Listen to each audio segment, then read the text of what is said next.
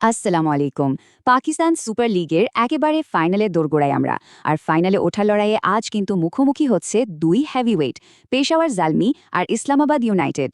আজকের এই high voltage ম্যাচে কোন দলের পাল্লা ভারী, চলুন একদম চুলচেরা বিশ্লেষণ করে বের করা যাক। ম্যাচটা হচ্ছে করাচির ন্যাশনাল স্টেডিয়ামে ২৮শে এপ্রিল।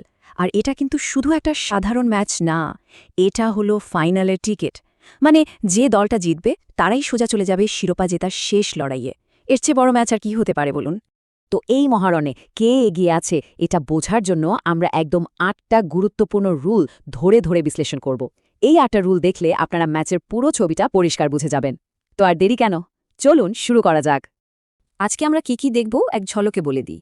প্রথমে দেখব ম্যাচের প্রেক্ষাপট, তারপর সেই ৮টা রুলের চুলচেরা বিশ্লেষণ, এরপর ফাইনাল স্কোর কার্ড, আর সবশেষে থাকবে আমাদের উইনিং প্রেডিকশন।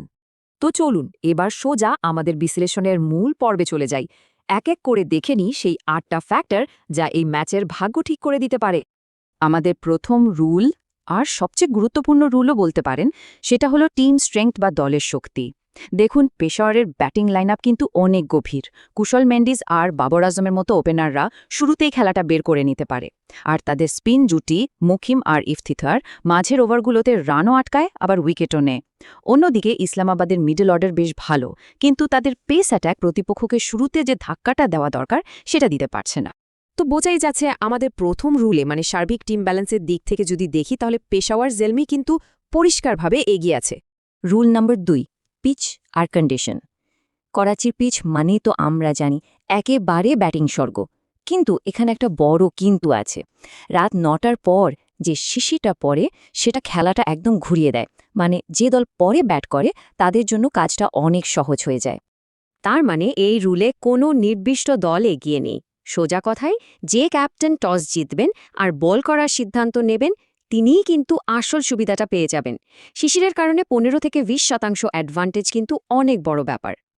আচ্ছা, এবার আসি রুল নাম্বার ৩তে, হেড টু হেড রেকর্ড। যদিও ইতিহাস বলে এই দুই দলের লড়াইটা সমানে সমান, কিন্তু এই সিজনে, মানে সবচেয়ে রিসেন্ট ম্যাচে পেশাওয়ার কিন্তু জিতেছিল। আর এই জয়টা তাদের একটা বাড়তি মানসিক জোর দেবে, কোনো সন্দেহ নেই। আর হ্যাঁ, আপনারা তো ম্যাচ দেখছেন, খেলা উপভোগ করছেন। এই উত্তেজনাকে যদি আরেকটু বাড়িয়ে নিতে চান, তাহলে 1xBet-এ একটা অ্যাকাউন্ট খুলে নিতে পারেন আমাদের official promo code BD sport ব্যবহার করে।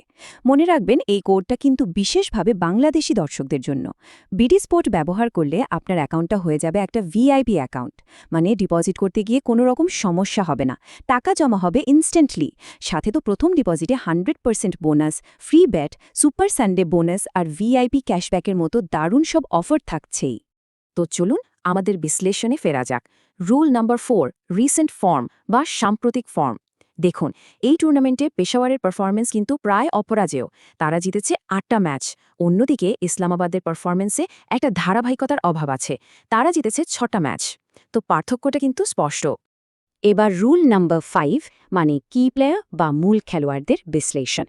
পেশাওয়ারের আসল শক্তি হল তাদের দুই ওপেনার, কুশল মেন্ডিস আর বাবর আজমের অবিশ্বাস্য ফর্ম। এর জবাবে ইসলামাবাদের ট্রাম্প কার্ড হতে পারেন মার্ক চ্যাপম্যান আর ক্যাপ্টেন শাদাব খান। তবে তাদের পেসার রিচার্ড গ্লিসেনের ফিটনেস কিন্তু একটা বড় চিন্তার বিষয় হয়ে দাঁড়িয়েছে।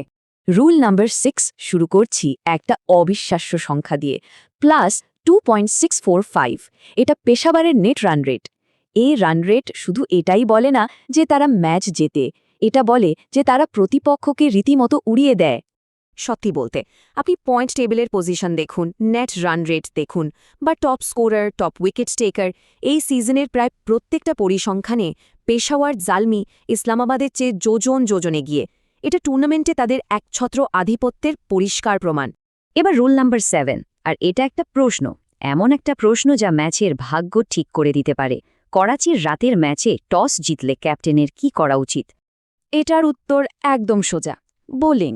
কোনো রকম সন্দেহ ছাড়াই বোলিং। কারণ করাচির রাতের ম্যাচে শিশিরটাই হলো আসল ভিলেন। সেকেন্ড ইনিংসে বোলাররা বল ঠিকমতো গ্রিপই করতে পারে না, আর ব্যাটসম্যানদের জন্য কাজটা তখন অনেক সহজ হয়ে যায়। তাই টস জিতে ফিল্ডিং করাই হবে একমাত্র লজিক্যাল সিদ্ধান্ত।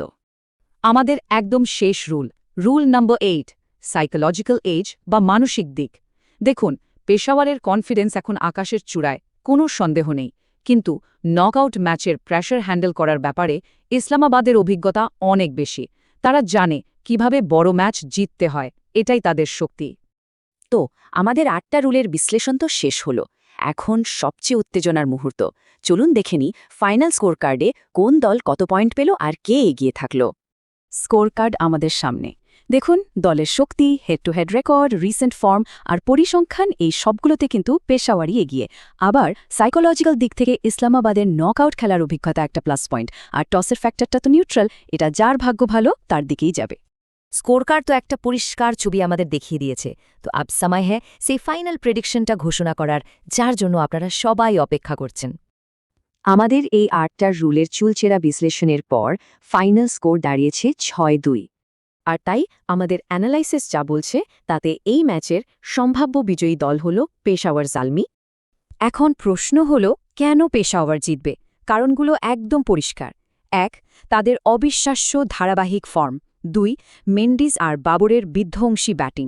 3. মুকিমের নেতৃত্বে দারুণ বোলিং অ্যাট্যাক। আর 4 নম্বর হল পরিসংখ্যানে তাদের অতপক্কর আধিপত্য। আমাদের মতে তারা 4 থেকে 6 উইকেটে বা 15 থেকে 25 রানের ব্যবধানে জিততে পারে। তো বন্ধুরা, এই ছিল আমাদের আজকের ম্যাচ বিশ্লেষণ। কিন্তু একটা কথা মনে রাখতে হবে, এটা কিন্তু পুরোপুরি তথ্যের ওপর ভিত্তি করে একটা পূর্বাভাস। ক্রিকেট তো গৌরবময় অনিশ্চয়তার খেলা, শেষ বল হওয়ার আগে কিছুই বলা যায় না। আপনাদের কি মনে হচ্ছে কে জিতবে এই ম্যাচ? অবশ্যই কমেন্ট করে জানান। আর আমাদের এই বিশ্লেষণ যদি ভালো লেগে থাকে তাহলে চ্যানেলটা সাবস্ক্রাইব করে বেল আইকনটা অন করে রাখুন, যাতে পরের কোনো ম্যাচের বিশ্লেষণ মিস না হয়। আজকের মতো এখানে শেষ করছি। আল্লাহ হাফেজ।